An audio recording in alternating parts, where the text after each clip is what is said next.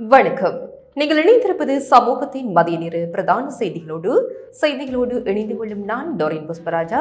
விரிவான செய்திகளுக்குள் செல்வதற்கு முன்பதாக முதலில் தலைப்புச் செய்திகள். தேர்தல்களை நடத்தாமல் ஆட்சியை நீடிக்க அரசு சதி, சம்பிக்க ரணவக்க குற்றச்சாட்டு.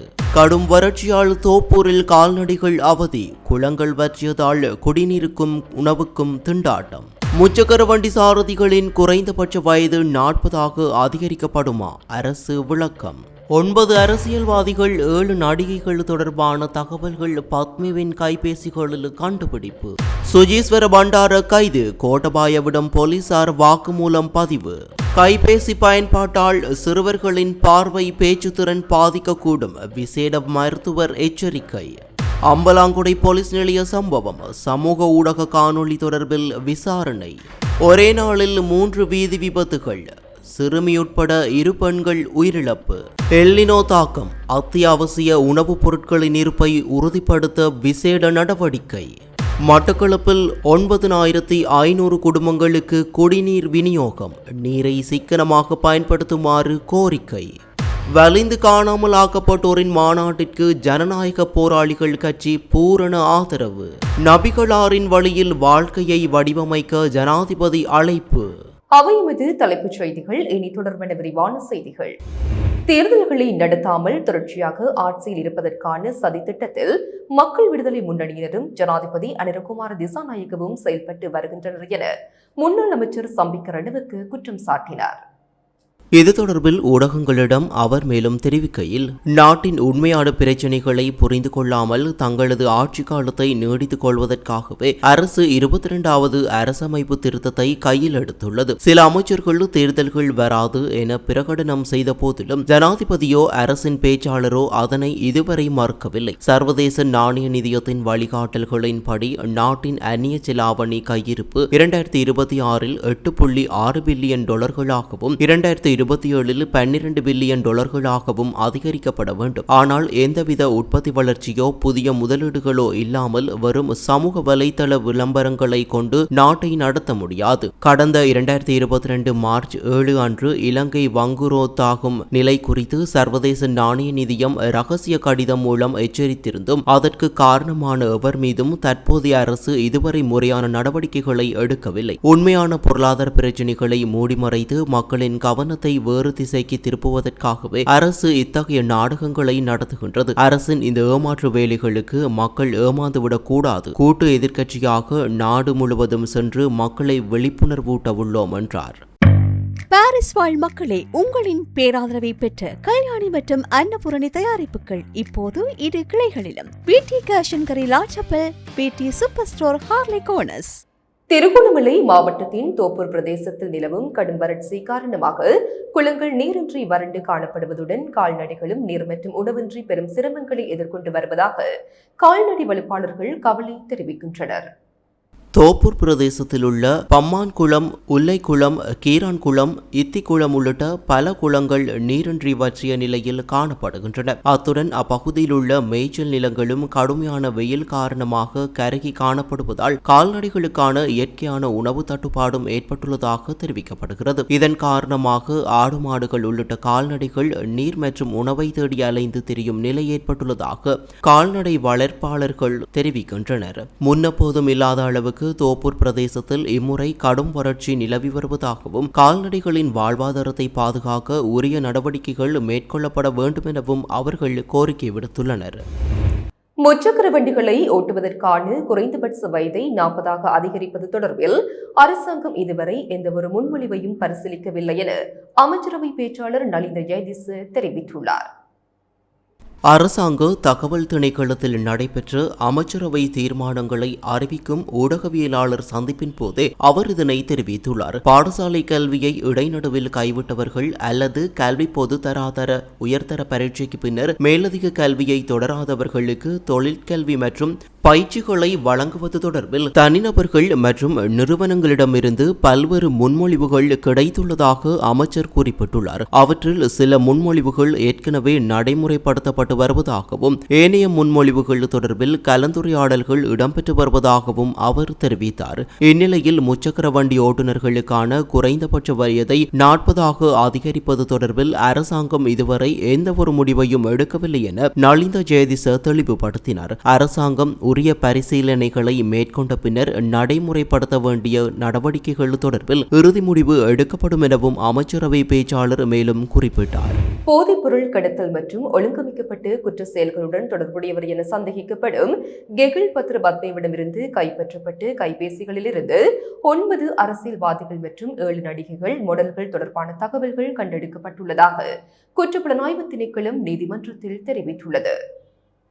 சந்தேக நபர்களின் கைபேசிகளை ஆய்வு செய்த போது 9 அரசியல்வாதிகள் தொடர்பான புகைப்படங்கள் மற்றும் தொலைபேசி உரையாடல்கள் பதிவுகள் காணப்பட்டுள்ளதாகவும் 7 நடிகைகள் மற்றும் மாடல்கள் தொடர்பான தகவல்களும் கிடைத்துள்ளதாகவும் கொழும்பு நீதவான் நீதிமன்றத்தில் குற்றப்புலனாய்வு திணைக்களம் தெரிவித்தது. கிடைக்கப்பெற்ற தகவல்கள் தொடர்பில் மேலதிக விசாரணைகள் முன்னெடுக்கப்பட்டு வருவதாகவும் புலனாய்வாளர்கள் தெரிவித்தனர். எனினும் குறித்த தகவல்களில் பெயர்கள் இடம்பெற்றுள்ளமை அல்லது அவர்களுடன் தொடர்புடைய பதிவுகள் காணப்படும் மாத்திரம் அவர்கள் ஏதேனும் குற்றச்செயல்களில் ஈடுபட்டதாக அர்த்தப்படாது எனவும் தெரிவிக்கப்பட்டுள்ளது. சந்தேக நபர் கைது செய்யப்பட்டதை தொடர்ந்து அவரிடமிருந்து 8 கைபேசிகள் மீட்கப்பட்டதாகவும் அவற்றில் இருந்த தரவுகள் அளிக்கப்பட்டிருந்த போதிலும் அவற்றை புலனாய்வாளர்கள் மீட்டுள்ளதாகவும் குற்றப்புலனாய்வு திணைக்களம் தெரிவித்தது. மீட்கப்பட்ட தரவுகளில் 8841 தொலைபேசி அழைப்புகளின் விவரங்கள், 3,26,000க்கும் அதிகமான புகைப்படங்கள், 1,101 ஒலிப்பதிவுகள் மற்றும் 5,039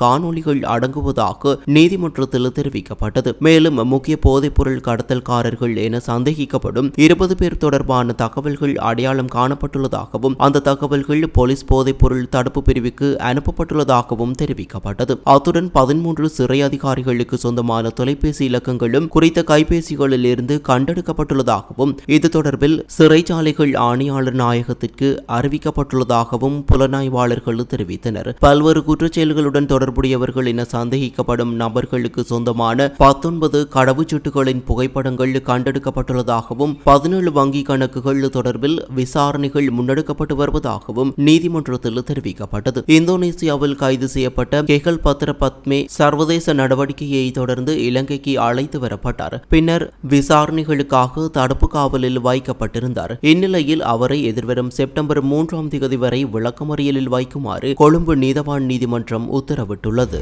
முன்னாள் ஜனாதிபதி செயலாளர் சுஜீஸ்வர் பண்டார கைது செய்யப்பட்டமை தொடர்பாக முன்னாள் ஜனாதிபதி கோட்டாபாய ராஜபக்ஷவிடம் போலீசார் வாக்குமூலம் பதிவு செய்துள்ளனர்.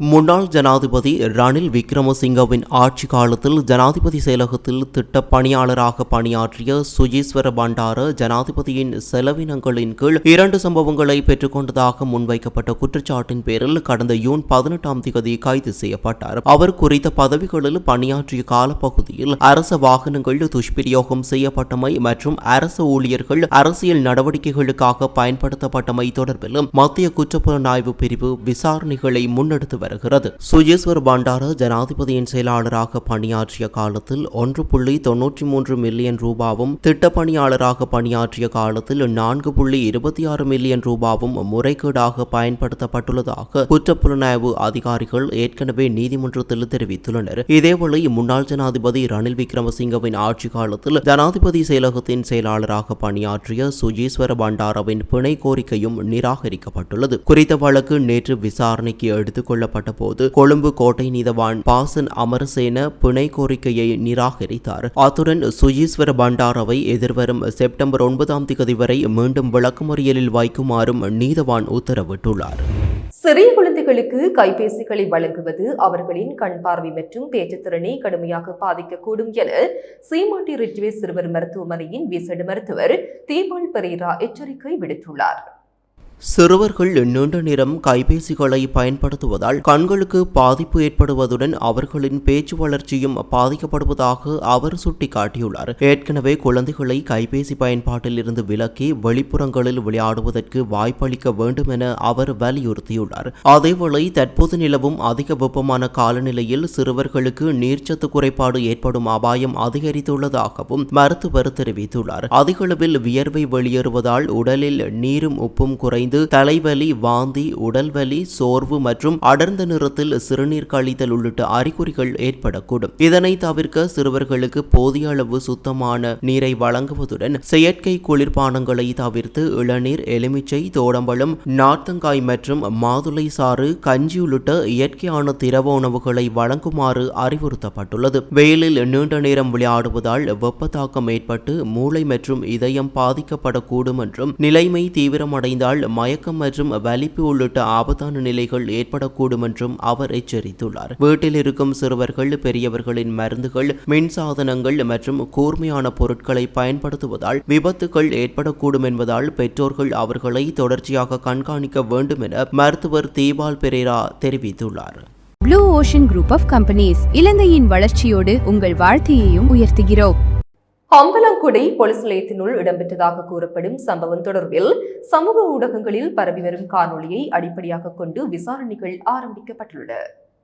போலீஸ் மாதிபரின் பணிப்புரைக்கு அமைய இந்த விசாரணைகள் முன்னெடுக்கப்பட்டு வருவதாக போலீசார் தெரிவித்துள்ளனர். காலி திசைக்கு பொறுப்பான பிரதி போலீஸ் மாதிபரின் கீழ் அம்பலாங்குடை போலீஸ் நிலையத்திற்கு சொந்தமான எல்பட்டிய போலீஸ் பிரிவிற்கு வெளியே கடமையாற்றும் சிரேஷ்ட போலீஸ் அதிகாரி ஒருவரின் தலைமையில் விசாரணைகள் இடம்பெற்று வருகின்றன. தனது தந்தையை போலீஸ் அதிகாரிகள் தாக்கியதாக குற்றஞ்சாட்டி நபர் ஒருவர் அம்பலாங்குடை போலீஸ் நிலையத்தினுள் அமைதியற்ற முறையில் நடந்து கொள்வதை காண்பிக்கும் காணொலி ஒன்று சமூக ஊடகங்களில் பரவியது. இந்நிலையில் காணொலியில் தந்தை என குறிப்பிடப்படும் முதியவர் கடந்த 24ஆம் திகதி இரவு மதுபோதையில் வீதியில் ஒழுங்கற்ற முறையில் நடந்து கொண்டதாகவும் இதனையடுத்து போலீஸ் அதிகாரிகளால் கைது செய்யப்பட்டு போலீஸ் நிலையத்திற்கு அழைத்துச் செல்லப்பட்டதாகவும் போலீசார் தெரிவித்துள்ளனர். கைது செய்யப்படும் சந்தர்ப்பத்தில் குறித்த நபர் தப்பிச் செல்ல முயன்றதாகவும் ஓட முடியாமல் கீழே விழுந்ததில் ஏற்பட்ட இரத்த கசிவுக்கான அடையாளங்களே காணொலியில் தென்பட்டதாகவும் போலீசார் குறிப்பிட்டுள்ளனர். எவ்வாறாயினும் குறித்த நபர் 25ஆம் திகதி அம்பலாங்குடை போலீஸ் அதிகாரிகளால் பலப்பட்டிய வைத்தியசாலையில் அனுமதிக்கப்பட்டுள்ளார். அங்கு சட்ட வைத்திய அதிகாரியினால் பரிசோதிக்கப்பட்ட பின்னர் அவர் பலப்பட்டிய மேலதிக நீதவான் முன்னிலையில் ஆஜர்படுத்தப்பட்டார். இதன்போது குறித்த நபரை பிணையில் விடுவிக்குமாறு நீதவான் உத்தரவிட்டதாக போலீசார் தெரிவித்துள்ளனர். சமூக ஊடகங்களில் பரவி வரும் காணொலி தொடர்பான உண்மை நிலையை கண்டறியும் வகையில் விசாரணைகள் தொடர்ந்து முன்னெடுக்கப்பட்டு வருகின்றன.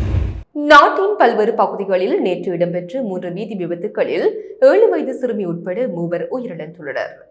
அடம்பன் போலீஸ் பிரிவிற்குட்பட்ட விடத்தல் தீவு 10ஆம் பிரிவின் கிளை வீதியில் நேற்று மாலை உளவு இயந்திரம் மோதி சிறுமியொருவர் படுகாயமடைந்தார். பின்னர் பள்ளமடு வைத்தியசாலையில் அனுமதிக்கப்பட்ட நிலையில் அவர் உயிரிழந்துள்ளார். உயிரிழந்தவர் விடத்தல் தீவு பகுதியைச் சேர்ந்த 7 வயதுடைய சிறுமி என போலீசார் தெரிவித்துள்ளனர். சம்பவம் தொடர்பில் 32 வயதுடைய உளவு இயந்திரத்தின் சாரதி கைது செய்யப்பட்டுள்ளதுடன் அடம்பன் போலீசார் மேலதிக விசாரணைகளை மேற்கொண்டு வருகின்றனர். இதேவேளை மாத்தளை ரத்தோட்டை வீதியின் வேரகம பகுதியில் நேற்று மாலை இடம்பெற்ற மற்றொரு விபத்தில் 45 வயதுடைய பெண்ணொருவர் உயிரிழந்துள்ளார். மாத்தளை நோக்கி பயணித்த ஜீப் வண்டியொன்று எதிர் திசையில் வந்த முச்சக்கர வண்டியுடன் நேருக்கு நேர் மோதியதில் இந்த விபத்து இடம்பெற்றுள்ளது. விபத்தில் முச்சக்கர வண்டியை செலுத்திய பெண்ணும் அதன் பின்னால் பயணித்த சிறுவனும் பலத்த காயமடைந்த நிலையில் மாத்தளை வைத்தியசாலையில் அனுமதிக்கப்பட்டனர். எனினும் சிகிச்சை பலனின்றி குறித்த பெண் உயிரிழந்துள்ளார். புஞ்சி ரத்தோட்டை பகுதியைச் சேர்ந்த 45 வயதுடைய பெண்ணே இவ்வாறு உயிரிழந்துள்ளார். சம்பவம் தொடர்பில் ஜீப் வண்டியின் சாரதி கைது செய்யப்பட்டுள்ளதுடன் ரத்தோட்டை போலீசார் விசாரணைகளை முன்னெடுத்து வருகின்றனர். இதற்கிடையில் கிரான்பாஸ் போலீஸ் பிரிவிற்குட்பட்ட இங்குரகட சந்திக்கு அருகிலும் நேற்று விபத்து ஒன்று இடம்பெற்றுள்ளது. துறைமுக பகுதியில் இருந்து இங்குரகட நோக்கி பயணித்த டிப்பர் லோரிக்கு முன்னால் பாதசாரிகள் கடவை வழியாக வீதியை கடக்க முயன்ற பெண்ணொருவர் மோதுண்டு பலத்த காயமடைந்துள்ளார். பின்னர் கொழும்பு தேசிய வைத்தியசாலையில் அனுமதிக்கப்பட்ட அவர் சிகிச்சை பலனின்றி உயிரிழந்துள்ளார். கொழும்பு 15 பகுதியைச் சேர்ந்த 63 வயதுடைய பெண்ணே இவ்வாறு உயிரிழந்துள்ளார். சம்பவம் தொடர்பில் டிப்பர் லோரியின் சாரதி கைது செய்யப்பட்டுள்ளதுடன் கிராண்ட் பாஸ் போலீசார் மேலதிக விசாரணைகளை மேற்கொண்டு வருகின்றனர். எல்னினோ நிலைமையின் நேரடி தாக்கம் இலங்கையில் குறைவாக இருந்தாலும் உலகின் ஏனைய நாடுகளில் ஏற்படும் பாதிப்புகள் காரணமாக இலங்கையின் அத்தியாவசிய உணவுப் பொருட்களின் விநியோகத்திலும் மறைமுக தாக்கங்கள் ஏற்படக்கூடும் என அமைச்சர் வசந்த சமரசிங்க சுட்டிக்காட்டினார். உலகளாவிய எல்னினோ சூழ்நிலைக்கு மத்தியில் இலங்கையில் அத்தியாவசிய உணவுப் பொருட்களின் விநியோகம் மற்றும் விலைகளில் ஏற்படக்கூடிய பாதிப்புகளை ஆராய்ந்து முன்னாயத்த நடவடிக்கைகளை மேற்கொள்வது தொடர்பான விசேட கலந்துரையாடல் நடைபெற்றுள்ளது. வர்த்தக, வாணிப, உணவு பாதுகாப்பு மற்றும் கூட்டுறவு அபிவிருத்தி அமைச்சர் வசந்த சமரசிங்க தலைமையில் நேற்று வர்த்தக அமைச்சில் இந்த கலந்துரையாடல் இடம்பெற்றது. எதிர்கால சவால்களை எதிர்கொள்ளும் வகையில் அத்தியாவசிய இறக்குமதி உணவுப் பொருட்களின் பாதுகாப்பான இருப்பை முன்கூட்டியே பேணுவது அவசியம் எனவும் அமைச்சர் குறிப்பிட்டார். இதற்கமைய இறக்குமதியாளர்களிடம் தற்போது காணப்படும் அத்தியாவசிய உணவுப் பொருட்களின் இருப்பு தொடர்பான தகவல்கள் கோரப்பட்டதுடன் இலங்கை சுங்க திணைக்களத்தின் தரவுகளும் பரிசீலிக்கப்பட்டன. பருப்பு, உருளைக்கிழங்கு, வெங்காயம், கருவாடு மற்றும் சீனி உள்ளிட்ட அத்தியாவசிய உணவுப் பொருட்களுக்கு சந்தையில் தட்டுப்பாடு ஏற்படாத வகையில் இருப்பை பேணுவது மற்றும் அவர்களின் விலைகளை ஸ்திரமாக வைத்திருப்பது தொடர்பிலும் இறக்குமதியாளர்களுடன் விரிவாக கலந்துரையாடப்பட்டது. அத்துடன் பொதுமக்களுக்கு இடையே தேவையற்ற அச்சத்தை ஏற்படுத்தும் கருத்துக்களை வெளியிடுவதை தவிர்த்து இந்த விடயத்தை தேசிய முக்கியத்துவம் வாய்ந்த பிரச்சனையாக கருதி பொறுப்புடன் செயல்படுமாறு அமைச்சர் இறக்குமதியாளர்களிடம் கோரிக்கை விடுத்தார். மட்டக்களப்பு மாவட்டத்தில் நிலவும் குடிநீர் தட்டுப்பாட்டை எதிர்கொள்ளும் வகையில் உள்ளூராட்சி மன்றங்களின் ஊடாக சுமார் 9500 குடும்பங்களுக்கு குடிநீர் விநியோகிக்கும் நடவடிக்கைகள் முன்னெடுக்கப்பட்டு வருவதாக மாவட்ட அரசு அதிபர் JS அருள்ராஜ் தெரிவித்துள்ளார். அத்துடன் தற்போதைய நிலைமையை கருத்தில் கொண்டு பொதுமக்கள் குடிநீரை மிகவும் சிக்கனமாகவும் கவனமாகவும் பயன்படுத்துமாறு அவர் கோரிக்கை விடுத்துள்ளார். மட்டக்களப்பு மாவட்ட திட்டமிடல் ஒருங்கிணைப்பு குழு கூட்டம் கைத்தொழில் மற்றும் தொழில் மேற்சியாண்மை அபிவிருத்தி அமைச்சர் சுனில் ஹந்தினேத்தி தலைமையில் மாவட்ட அரசாங்க அதிபர் JS அருள்ராஜின் ஏற்பாட்டில் மட்டக்களப்பு பழைய மாவட்ட செயலக மாநாட்டு மண்டபத்தில் நேற்று நடைபெற்றது. இதன்போது எல்னினோ தாக்கம் காரணமாக மாவட்டத்தில் ஏற்படக்கூடிய பாதிப்புகள் மற்றும் அவற்றை குறைப்பதற்காக முன்னெடுக்க வேண்டிய நடவடிக்கைகள் தொடர்பாக விரிவாக ஆராயப்பட்டது. மேலும் பிரஜாசக்தி வேலை திட்டங்கள், மாவட்டத்தில் முன்னெடுக்கப்பட்டு வரும் அபிவிருத்தி திட்டங்கள், புதிய வீடமைப்பு திட்டங்கள், சிறுகுளங்களை புனரமைத்தல், மக்களின் வாழ்வாதாரம் மற்றும் பொருளாதாரத்தை மேம்படுத்தும் திட்டங்கள், விவசாய நடவடிக்கைகள் மற்றும் உணவு பாதுகாப்பு உள்ளிட்ட பல்வேறு விடயங்கள் தொடர்பாகவும் மீளாய்வு செய்யப்பட்டது. இதன்போது கருத்து தெரிவித்த அமைச்சர் சுனில் ஹந்தினேத்தி மாவட்டத்தில் நீரை மிகவும் சிக்கனமாக பயன்படுத்த வேண்டியதன் அவசியத்தை வலியுறுத்தியதுடன் மக்களின் குடிநீர் தேவையை பூர்த்தி செய்வதற்கு அனைத்து தரப்பினரதும் ஒத்துழைப்பும் அவசியம் என தெரிவித்தார். அத்துடன் மயிலத்தமடு மதவாணி மேய்ச்சல் தரை விடுவித்தல், முந்தாணி ஆற்றை அபிவிருத்தி செய்தல், கிரான் பொண்டுகள், சேனை பால நிர்மாண பணிகள், மண்டூர் குருமன்வெளி மற்றும் பட்டிருப்பு பால நிர்மாண பணிகளின் முன்னேற்றம் குறித்தும் கலந்துரையாடப்பட்டது. மேலும் அம்புலாந்துறை, குருக்கள்மடம், திக்லிவெட்டை, சந்திவெளி மற்றும் நரிப்புல் தோட்டம், பங்குடாவளி ஆகிய பகுதிகளில் புதிதாக அமைக்கப்படவுள்ள பாலங்கள் தொடர்பான நடவடிக்கைகள் குறித்தும் ஆராயப்பட்டது. மனித காட்டு யானை மோதல், நெல் கொள்வனவு, களுப்பு வாவியை தூர்வாறுதல் உள்ளிட்ட பல்வேறு பிரச்சினைகள் தொடர்பாகவும் கூட்டத்தில் கவனம் செலுத்தப்பட்டது. வலிந்து காணாமலாக்கப்பட்ட உறவுகளால் எதிர்வரும் 30ஆம் தேதி முன்னெடுக்கப்படவுள்ள மாநாட்டிற்கு ஜனநாயக போராளிகள் கட்சி பூரண ஆதரவு வழங்க உள்ளதாக அக்கட்சியின் தலைவர் சிவேந்தன் தெரிவித்துள்ளார். வடமராட்சியில் உள்ள தனது இல்லத்தில் இன்று நடைபெற்ற ஊடகவியலாளர் சந்திப்பின் போதே அவர் இதனை தெரிவித்தார். ஜாழ்ப்பாணம் தந்தை செல்வநாயக்கம் அரங்கில் வலிந்து காணாமலாக்கப்பட்டோரின் உறவுகளால் மாபெரும் போராட்டம் ஒன்றை நடத்துவதற்கான ஏற்பாடுகள் முன்னெடுக்கப்பட்டு வருவதாக அவர் குறிப்பிட்டார். இந்த போராட்டத்தில் அரசியல் கட்சிகள், பொது அமைப்புகள் மற்றும் நிறுவனங்கள் கலந்து கொண்டு ஆதரவு வழங்குமாறு அழைப்பு விடுக்கப்பட்டுள்ளதாகவும் அவர் தெரிவித்தார். யுத்தம் நிறைவடைந்து 17 ஆண்டுகள் கடந்துள்ள போதிலும் நூற்றுக்கணக்கான இளைஞர்கள் மற்றும் யுவதிகள் காணாமல் ஆக்கப்பட்டுள்ளதாகவும் பல பெற்றோர் தங்களது பிள்ளைகளை ராணுவத்தினரிடம் ஒப்படைத்துள்ளதாகவும் சிவேந்தன் கூறினார். அதேபோன்று பல பெண்கள் தங்களது கணவர்களையும் ராணுவத்தினரிடம் ஒப்படைத்துள்ளதாகவும், இவ்வாறு ஒப்படைக்கப்பட்டவர்கள் மற்றும் வலிந்து காணாமல் ஆக்கப்பட்டவர்களுக்கு நீதி கிடைக்க வேண்டும் என்பதற்காக அவர்களது உறவுகள் 10 ஆண்டுகளுக்கு மேலாக பல்வேறு போராட்டங்களை முன்னெடுத்து வருவதாகவும் அவர் தெரிவித்தார். எதிர்வரும் 30ஆம் தேதி வலிந்து காணாமல் ஆக்கப்பட்டோரின் உறவுகள் வித்தியாசமான முறையில் போராட்டம் ஒன்றை முன்னெடுக்க உள்ளதாகவும் அந்த மாநாட்டில் அனைவரும் கலந்து கொள்ள வேண்டும் எனவும் சிவேந்தன் அழைப்பு விடுத்தார். நபிகள் நாயகம் முகமது அவர்களின் வாழ்க்கை முன்மாதிரி, அர்ப்பணிப்பு மற்றும் உயரிய முயற்சிகளை அர்த்தமுள்ளதாக்கி அதனை அடிப்படையாக கொண்டு தமது வாழ்க்கை பயணத்தை வடிவமைத்துக் கொள்ளுமாறு ஜனாதிபதி அனுரகுமார் திசாநாயக்க அழைப்பு விடுத்துள்ளார். மிலாதுன் நபி தினத்தை முன்னிட்டு ஜனாதிபதி வெளியிட்டுள்ள வாழ்த்து செய்தியிலேயே அவர் இதனை தெரிவித்துள்ளார். இஸ்லாமிய நாட்காட்டியின் ரஃபீஉல் அவ்வல் மாதத்தின் பிறப்புடன் உலகெங்கிலும் உள்ள முஸ்லிம்களால் மிகுந்த பக்தியுடன் கொண்டாடப்படும் இறுதி தூதர் முகமது நபி அவர்களின் ஜனன தின கொண்டாட்டமே மிலாதுன் நபி என ஜனாதிபதி குறிப்பிட்டுள்ளார். சமத்துவமான சமூகத்தை உருவாக்குவதை நோக்கமாக கொண்ட இந்த தினம் வெறுமனே ஒரு விழாவாக மட்டுமின்றி ஆழமான ஆன்மீக அர்த்தத்தை எதிர்பார்க்கும் கொண்டாட்டமாகும் எனவும் அவர் தெரிவித்துள்ளார். இருளிலிருந்து வெளிச்சம் வெளிச்சத்திற்கு மக்களை அழைத்து செல்வதற்காக எல்லையற்ற பொறுமை மற்றும் கருணையின் வழியை வெளிப்படுத்திய முகமது நபி மனிதகுலத்திற்கு தோன்றிய சிறந்த இறை தூதர்களில் ஒருவராவார் என ஜனாதிபதி தெரிவித்துள்ளார். 23 ஆண்டுகள் அவர் எதிர்கொண்டு பல்வேறு இன்னல்களும் செய்த இணையற்ற தியாகங்களும் அமைதி, சகோதரத்துவம், தூய்மை, நம்பகத்தன்மை மற்றும் நீதி நிலவும் சிறந்த சமூகத்தை கட்டியெழுப்புவதை நோக்கமாக கொண்டிருந்ததாகவும் அவர் சுட்டிக்காட்டியுள்ளார். இனம், சாதி, நிறம் அல்லது குலத்தின் அடிப்படையில் மனிதர்களை மதிப்பிடுவதை நபிகள் நாயகம் நிராகரித்ததுடன் முழு மனித குலமும் ஒரே மூலத்திலிருந்து தோன்றியது என்பதையும் உண்மைத்தன்மை, சகிப்புத்தன்மை மற்றும் கருணை போன்ற நற்பண்புகளே மனித மேன்மையை அளவிடும் அளவுகோல் என்பதையும் வலியுறுத்தியதாக ஜனாதிபதி தெரிவித்துள்ளார். மேலும் சமூகத்தில் நிலவும் பணக்கார ஏழை இடைவெளியை அகற்றி ஒடுக்கப்பட்டவர்களுக்கு உரிய உரிமைகளை பெற்றுக் கொடுப்பதன் மூலம் சமூக நீதி மற்றும் சமத்துவத்திற்கான முக்கிய அடித்தளத்தை அவர் ஏற்படுத்தியதாகவும் தெரிவித்துள்ளார். உடைந்த உள்ளங்களை குணப்படுத்தி வெறுப்புக்கு பதிலாக அன்பையும், பிணக்கத்திற்கு பதிலாக சகோதரத்துவத்தையும் மதிக்கும் புதிய யுத்த வழிகாட்டியாக அமையும் என தான் நம்புவதாகவும் ஜனாதிபதி தெரிவித்துள்ளார். நபிகளாரின் வாழ்க்கை முன்மாதிரி, அர்ப்பணிப்பு மற்றும் உயரிய முயற்சிகளை உண்மையாக அர்த்தமுள்ளதாக்கி தமது வாழ்க்கை பயணத்தை வடிவமைத்துக் கொள்ளும் அனைவருக்கும் அழைப்பு விடுத்துள்ள ஜனாதிபதி இலங்கையிலும் உலகெங்கிலும் வாழும் அனைத்து முஸ்லிம்களுக்கும் அர்த்தமுள்ள மிலாதுன் நபி தின வாழ்த்துக்களையும் தெரிவித்துள்ளார். இத்துடன் சமூகத்தின் மதிய நிற பிரதான செய்திகள் நிறைவு பெறுகின்றன. தொடர்ந்தும் சமூகத்தோடு இணைந்திருங்க. எமது RIP பேச்சுக்கு கிடைத்த மரண அறிவித்தல்கள். யாழ்ப்பாணம் நைனாதீபு 2ஆம் வட்டாரத்தை புறப்படமாகவும் வதிவிடமாகவும் கொழும்பை தற்போதைய வதிவிடமாகவும் கொண்டிருந்த திருவாளர் ரகுநாதர் சிவபாதசேகரம் மணியான் மாஸ்டர் அவர்கள் 25/8/2026 செவ்வாய்க்கிழமை அன்று கொழும்பில் காலமானார்.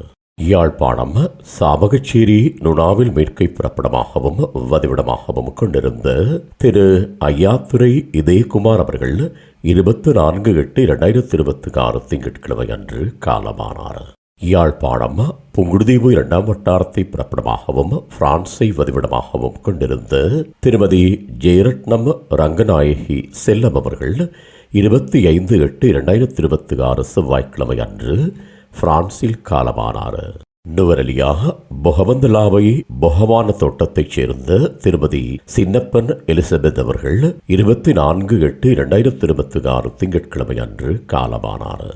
மேலே அறிவிக்கப்பட்ட அனைத்து மரண அறிவித்தல் இறுதிக்கிரியை பற்றிய தகவல்களை அறிந்து கொள்ள ரிப் பேஜை பார்வையிடுங்கள். இதற்கான லிங்க் கீழிருக்கும் டிஸ்கிரிப்ஷனில் பார்வையிடலாம். இது போன்ற செய்திகளை தெரிந்து கொள்ள சமூகம் நியூஸ் சேனலை சப்ஸ்கிரைப் செய்து அருகில் உள்ள பெல் பட்டனை கிளிக் செய்யுங்கள். மேலும் இது போன்ற செய்திகளை உடனுக்குடன் தெரிந்து கொள்ள சமூகமீடியா.com என்ற இணையதளத்தின் வாயிலாகவும் எங்களுடன் இணைந்திருங்கள்.